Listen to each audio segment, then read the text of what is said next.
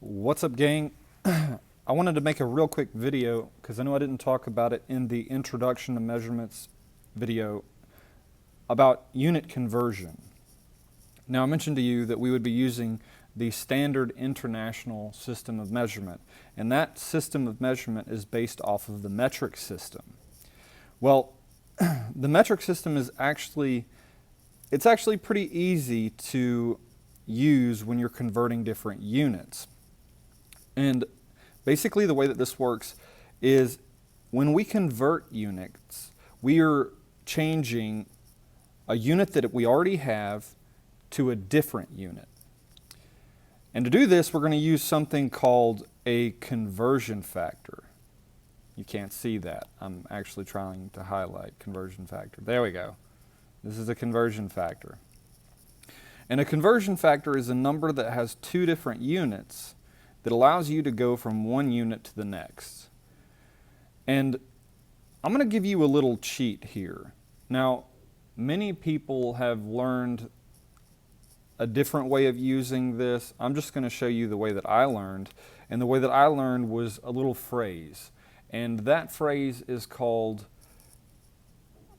or it goes like, kangaroos hopping down my driveway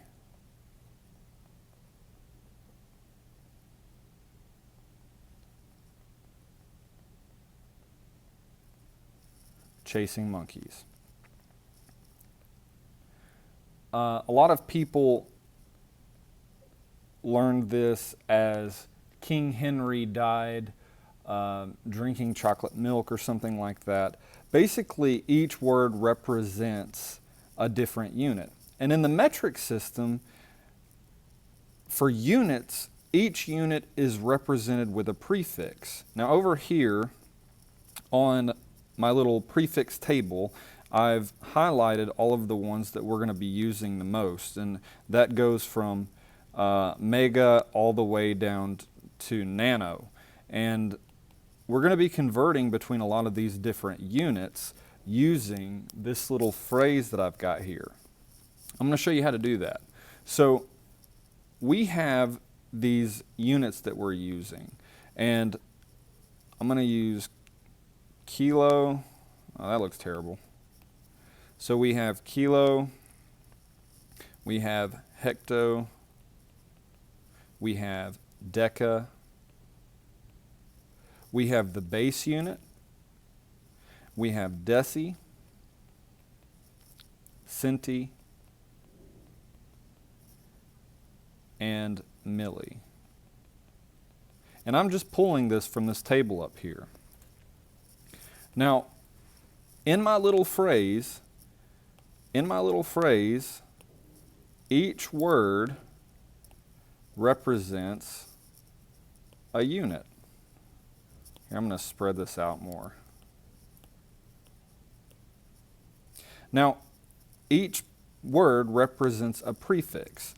And so you can memorize this phrase, kangaroos hopping down my driveway chasing monkeys, to help you remember the prefixes for each unit. Now, if you'll notice, if you look up here on the table, in scientific notation, it has the values. And all of the units for the metric system are related to one another in values of 10. So for example, in our base unit right here, where the little dash is at, it has the base unit as 10 to the 0. Now, in exponents, whenever you take to the power of 0, it doesn't matter what value you use, you're always going to get 1. For example, 5 to the power of 0 is equal to 1. 10,000 to the power of 0 is equal to 1. 3.184 to the power of 0 is still equal to 1. All of these values are going to equal 1 when they're at to the power of 0. Now, if you view all of this as a number line, and going to the left, our values actually get larger. So in deca, we actually have 10 to the 1. In hecto, we have 10 to the 2. And in kilo, we have 10 to the 3. Now going to the right, our number line is pretty much opposite of the way that you would think, because going to the left, we're getting larger. Going to the right, we're getting smaller. Because for deci, we have 10 to the negative 1. For centi, we have 10 to the negative 2. And for milli, we have 10 to the negative 3.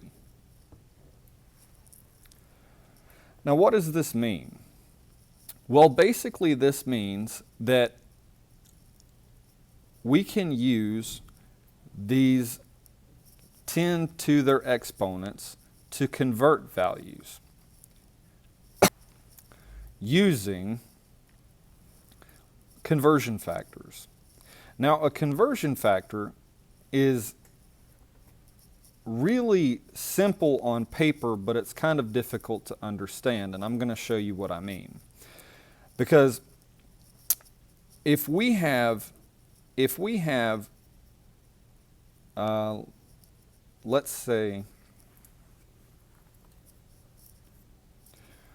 we're dealing with meters or length. So our base unit here is going to be the meter. Moving right, our values are going to get smaller, where here we have the decimeter, here we have the centimeter, and here we have the millimeter. Over on here on the left, we have a kilometer.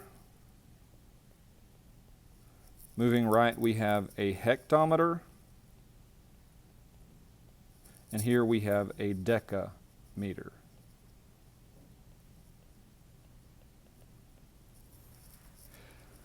So let's say that we have 1 meter. Let's say that we have 1 meter. Okay?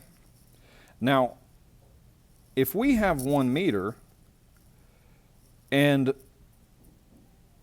that means that in kilometers, so if we're here, if we were to go to kilometers, that means that we would want to move our decimal place to the left 3 places.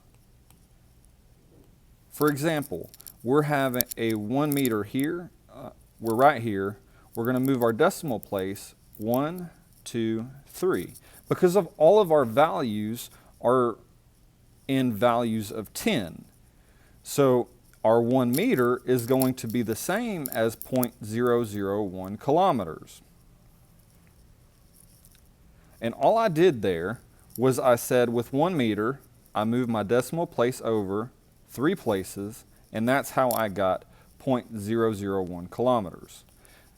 This is where we get conversion factors.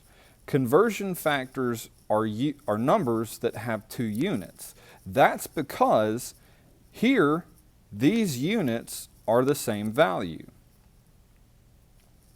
They look different, but they have the same values. So we know that in 0.001 kilometers, we have 1 meter. Now, we can use this to convert units. I'm going to show you how. I'm going to show you something called the cross method. So I'm going to erase this right here. I'm going to erase all of this convoluted stuff. I'm going to show you the cross method.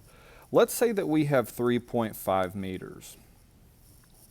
And we want to determine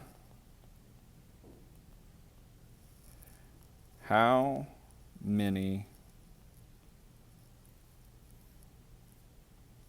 millimeters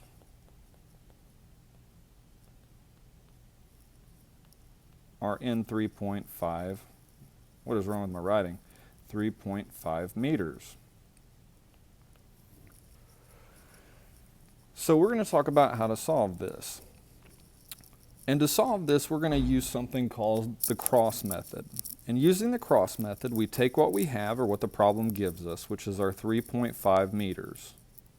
We're going to draw a cross, and this cross works the same way as kind of the multiplication platforms, in the sense that values that are diagonal of one another, we can cross cancel the units out. So what we're going to want to do is we're going to want to take the unit that we're at, and we're going to want to put that unit on bottom here, so the meters will actually cancel out. So we're going to put 1 meter on bottom here. We're trying to get to millimeters. So we're going to go 1, 2, 3 places to the right. Therefore, our value is going to be 10 to the third. And then all we have to do, well, I have to write my units. So here we have millimeters, because that's the unit that we're trying to get to. So we're going to take our 3.5 and we're going to multiply it times 10 to the third, and then divide it by 1 meter. So our 3.5 times 10 to the third, that gives us 3,500 millimeters. Let's do another one. Here we need to determine how many grams are in 5.4 kilograms. Well, I've already written out the phrase for you, where kangaroos hopping down my driveway chasing monkeys, and their scientific notations.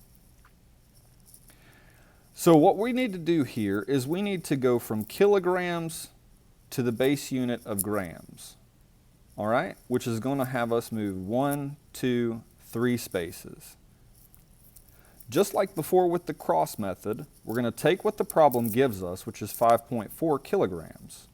5.4 kilograms, we're going to put it in a cross. We want our kilograms to go on bottom, and we're going to have, we're moving 3 places, so 1, 2, 3. We're going to have 10 to the third grams are in 1 kilogram. So we take our 5.4, we multiply it times 10.3, and then we divide it. That was a terrible arrow. We divide it by 1.